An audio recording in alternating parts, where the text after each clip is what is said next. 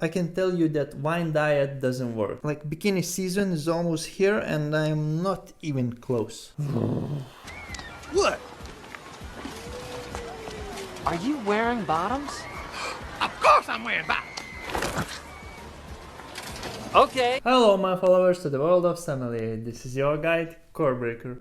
Tonight's video will be about forgotten by the Corebreaker grape called Riesling. Yup, one of the most famous white grapes in the world, and from 250 posts I made only 4 about it. Shame on you. I have no doubts that you know what Riesling is, so I'll do just a quick overview. It is a small white grape who forms compact bunches on the vine, which makes them susceptible to noble rot. It ripens early, so it shows up better in a cool climate. Because of the higher sugar and acidity content, good quality wines have very high aging potential. Similar to Chardonnay, it is a very good tool to express the terroir, but unlike Chardonnay, it performs best if fermented cool and bottled early without any malolactic fermentation or wood influence. It is believed that the birthplace of this grape is Germany, near the Rhine River, and it is not a big surprise that it is the most planted grape up there. Depending on the sugar level in the grape, German Rieslings goes from bone dry to the super sweet, late ripening botrytis or ice affected wines. Best examples come from Mosel, Pfalz and Rheinhessen. Other places where this grape feels comfortable are Alsace, Finger Lakes, Eden Valley, Marlborough and most of Austria. I chose to make a face-off between Wachau and Alsace Rieslings. Main reason for this choice is that both countries tend to make dry Rieslings. German system is too tricky for me and sometimes I still end up with delicately sweet wine.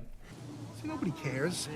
At first, I wanted to compare Wachau and Alsace regions and how Riesling performs there, but considering the fact that my Alsace wine comes from Schlossberg Grand Cru vineyard and Wachau wine comes from Smaragd level vineyard called Loibenberg, I decided to level up my video and analyze how this grape performs in those vineyards. In other situations, I would lack information, but here I have more than I could even ask. Okay, Schlossberg is around 80 hectares and Loibenberg is almost 36 hectares. Altitude is almost identical, starting at 212 meters and going up till 400 meters. Schlossberg exposure is south and Loibenberg is west to southeast. The huge difference is that Loibenberg vineyard is 414 meters away from the Danube River, while Schlossberg, the Rhine, which freshens up the region, is nowhere near. Both vineyards are growing on very steep slopes and require terraced farming. Both vineyards are based on granite and gneiss soils, which gives that prolific acidity and ability for long aging. What also plays a crucial part is climate. Even though Loibenberg vineyard is one of the warmest in the Wachau, it is still colder compared to Alsace region. This usually helps in the blind tastings because Wachau Riesling tend to be leaner and more steely, and the Alsace Riesling are higher in alcohol and richly flavored. Let's talk about tonight's wines. Austria is presented by Weingut,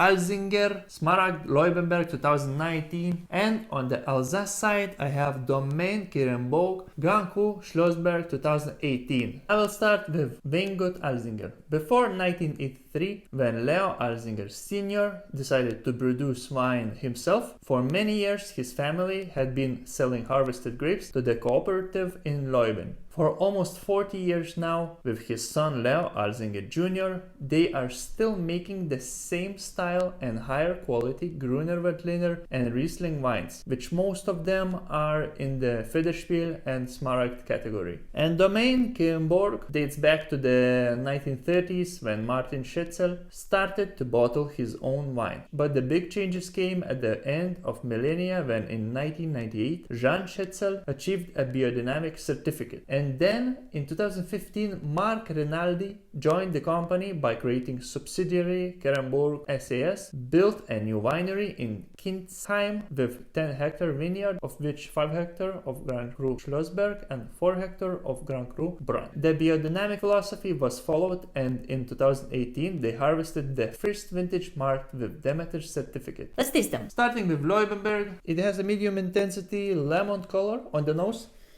Medium plus intensity aromas of lemon, green apple, white flowers, gasoline, melon, and whipped cream. Mouth has high acidity, medium alcohol, and bone-dry aftertaste. On the palate, just picked slightly unripe peaches. And Schlossberg has medium plus intensity lemon color on the nose.